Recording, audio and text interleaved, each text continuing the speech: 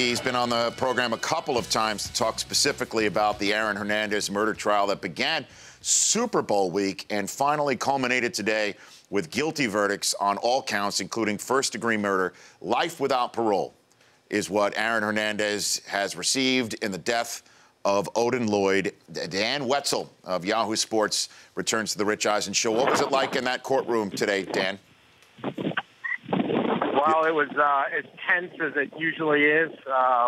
You know, I think a lot of people thought it would be a guilty verdict, but until the poor person stands up there and says it, you know, she was a small woman, maybe like 5'2", but she looked at Hernandez and said guilty, and Hernandez was standing, and he had to sit down and take a seat. She kind of floored him. So it was pretty powerful on that.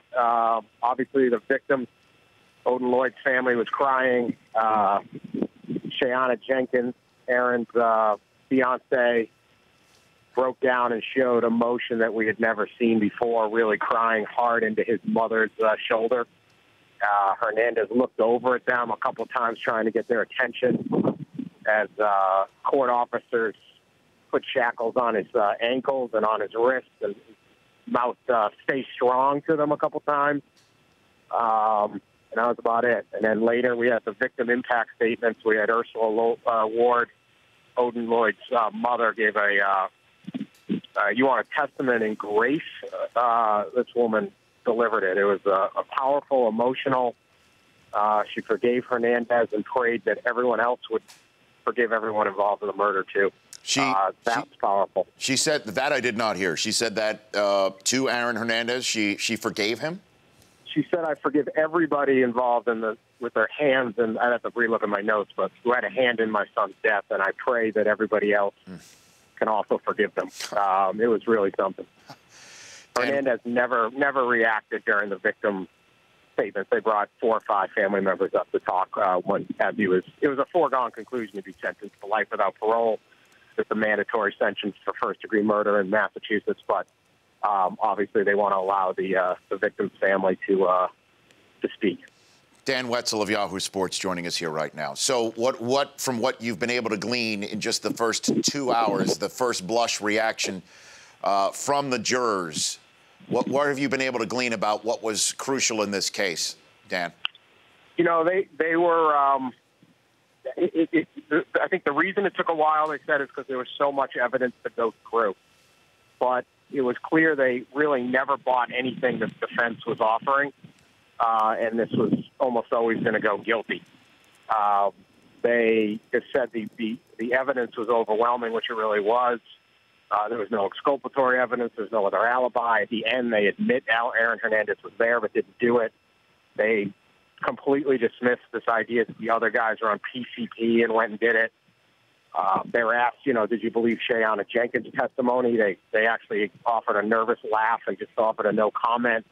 So it was, I think it was just a matter of them. It seemed like a very dutiful group of people, and they just did exactly what the court told them and went through all the evidence, and it just was so much. That's why it took a week. But I got no sense that there was ever even really much of a debate or ever really much chance Aaron Hernandez had of beating this rap. What about Robert Krafts' testimony in particular? Did that was that discussed post? It was, and they said it was very important. The big thing about Krafts' testimony was that he spoke to Aaron Hernandez, 2 days after the murder, and Hernandez told him, I hope the time of Odin Lloyd's murder comes out because I was in a club at that time and I'll be exonerated. And this is the only words we've heard of Aaron Hernandez. So the thing that was so powerful about Krafts' testimony was that, A, that's an alibi that the defense was no longer using. Clearly, at 3 in the morning, Aaron Hernandez was with Odin Lloyd, who was very much alive.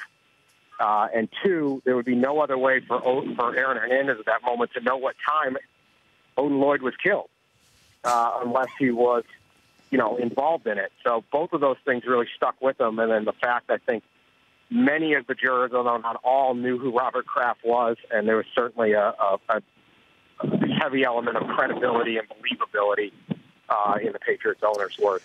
Dan Wetzel of Yahoo Sports joining me here right now.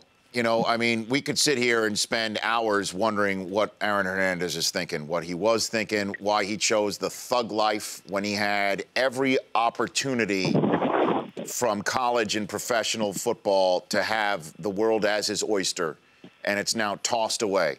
We could sit here for hours trying to pick that apart. When he mouthed the words to the jury, "You're wrong," what could possibly he have been thinking at that moment, do you think, Dan Wetzel? You know, I mean, this is, you know, it's psychoanalysis or something, but I don't know if he's ever been told no in his life. And there was genuine, certainly shock that he couldn't beat it. You know, I don't know what I think he's just defiant to everything. In his whole life, he's always been pushed along. His ability to make money and make other people's money playing football drove his life, and that's not unusual for a star player. What's unusual is he took it to this extreme and continued just an absolute savage lifestyle, running around shooting people all over the place because he even when he didn't have to. So I think maybe he was shocked that he had finally heard it. He was certainly trying to be defiant to the end. There was one moment when he sort of was sitting there and he kind of exhaled a little heavier, and that might have been the first track of emotion or resignation I've seen from him in this entire thing. But you read, I don't know that he didn't think he would beat the rap. You read about his history, Dan, and you've written about it. I mean, from all accounts, a pretty good kid in Bristol, Connecticut. His dad was sort of his guiding light and the guy to keep him on the straight and narrow in Bristol, Connecticut. And he passed away in a freak fashion when he was 16. And then everything sort of went downhill from there, with him going back to New England, being close to all the ghosts from his past that might have been there. Is there a cautionary tale here anywhere, Dan, that you think of? You know, I don't know. I mean, he certainly, you know, he had incidents at Florida where, you know, he punches a bouncer in the head or bar manager and breaks his eardrum, and, you know, nobody prosecutes because the bar doesn't want to force it. The issue with a Florida football star, and then there's a shooting where he might have been. He certainly would be fits the description very much of the gunman, and they don't really investigate that. And there's the double homicide in Boston, and yeah, they know he was at the club, but they don't bother investigating him because they figure, why would Aaron Hernandez kill? And there's another shooting where he shoots his friend, and his friend doesn't prosecute but tries to get money out of him. You know, so I think at least at the end of the years, he was getting away with everything he wanted. You know, the one thing I would say, I think there was a narrative about this case early that I just don't think ever played out, and that's that there were gangs or Bristol or people in Bristol made him do this. Aaron Hernandez was the alpha dog of this entire crew. These other guys are two-bit criminals and, you know, nobodies down in Bristol, Connecticut. Aaron Hernandez was in charge of everything, and he was in charge of everything that night. And he wasn't running a criminal operation. He just would act out in extreme anger and irrationally and make snap decisions. If you piece all of these together, and obviously some of these are not adjudicated yet, but if you look at all of them, certainly in a court of public opinion, you would say he's very likely guilty of all of those incidents. That would make you say, boy, this is just how this guy acts. It's like nobody. It goes beyond the pale of explanation. He just has an incredible temper. Sociopath might be the word for it when you look at all of it, Dan. And so the question is, last question for you, do the families involved in all those cases that you mentioned, all the incidents that from his past that he's been rumored or alleged or even potentially investigated for, is there resolution to those, or all the authorities will say, you know what, he's got life and parole at Walpole in Massachusetts, and we're just going to leave it at that? No, he will stand trial for 2 homicides in Boston this summer or some point this year, because those families, the government believes those families deserve their day in court and their resolution to this. So he'll stand trial for those. As for the other cases, no. Obviously, some of them are too old, or they're just never going to be bothered with in Florida.